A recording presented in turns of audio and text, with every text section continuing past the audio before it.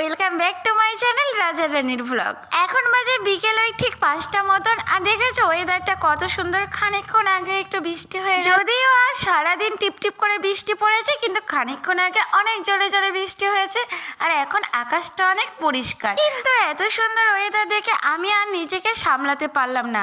আমার বড্ড একটু শাড়ি পরে সাজতে ইচ্ছে করছিল।